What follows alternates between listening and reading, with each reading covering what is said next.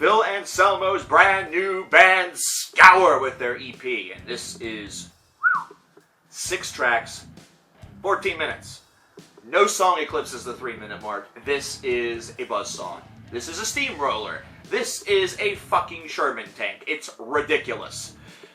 It's black metal that has infusions of death metal that remind me a little bit of bands such as like Marduk, but also it has the runtime of a grindcore album. So overall, quite ridiculous. It's kind of an interesting hybrid, I have to say that. It's an interesting hybrid considering on a full-length album, if an EP is 6 tracks and 14 minutes, a full-length album could easily be 22 tracks and 36 minutes, and could be absolutely absurd. It could be the first, it could be black grindcore, it could be blackcore. I don't know. What do you call this? I don't know what you call this. It doesn't really matter what you call this, because check out this lineup that he's got around him. He's got John Jarvis, who's the bassist of Pig Destroyer. He's got Derek Engerman, who's the guitar player for Decapitation. He's got Chase Frazier, who's also a guitar player, but he plays in Continuum, but has ties to Decrepit Birth. And then also Jason Schobel, who is the drummer, and also is in Strong Intention.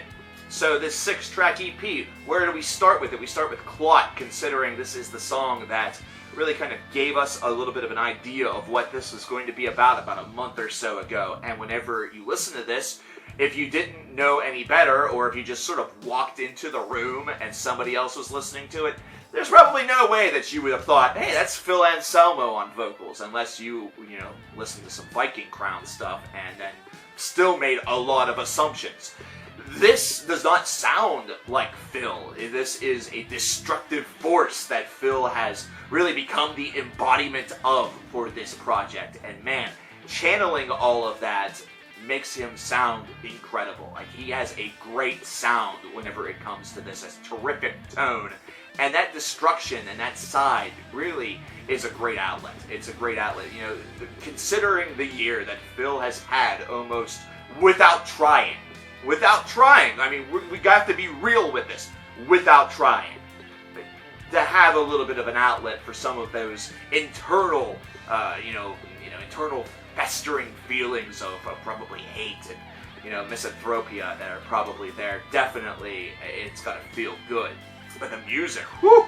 The buzzsaw that surrounds is also something that crafts just an elegant disc, principally because its direct approach does not become derivative by disc's end. So after 6 tracks, after 14 minutes, you're not saying, well, that was okay, but I wish they had done this, and that. You're actually, thirsting a little bit for more. You're hoping for more, especially whenever Tear Gas utters its last couple of seconds, considering this is probably the most destructive out of the 6 tracks off of this album. They definitely saved their most absurd for last, and it showcases that this band has a lot of potential. They have a perennial all-star lineup, and they're going to explore the different sides that they really want to create as they go. They're doing some of these recordings while they're touring in portable studios.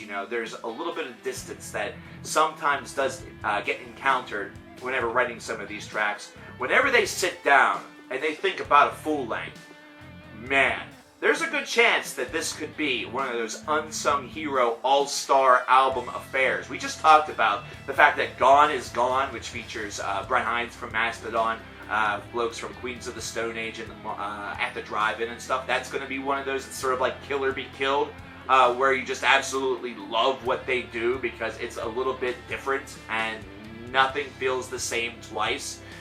Scour is going to feel the same twice because they're just going to assault you directly, but you still have that same element of real excitement for what this could bring. Now, I don't want this review or this video to become longer than this EP, but just a quick little question to really complete this whole experience, which I do highly recommend this EP. I'm not giving it a score because I really don't give scores to EPs, but it is recommended, so 2 thumbs up. Check this one out. There's a link in the description where you can stream it. We talked about Phil a little bit earlier. Is it now, have you forgiven Phil for what happened back in January? Back at Dime Bash? Have you forgiven him for that?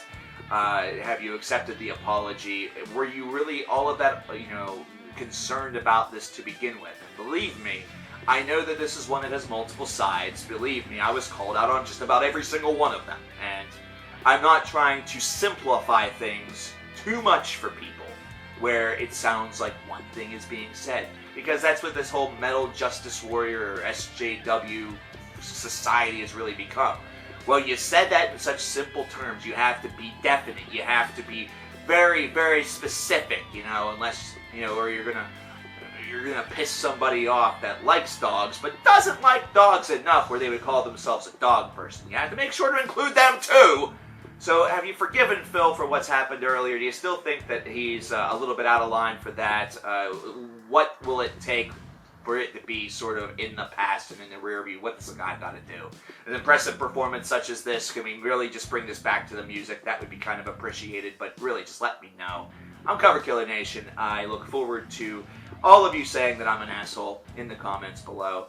If you like the fact that I am an asshole and wish to actually add to the cause, there's a couple links down there also where you can support the channel. Thanks. I'll talk to you guys later.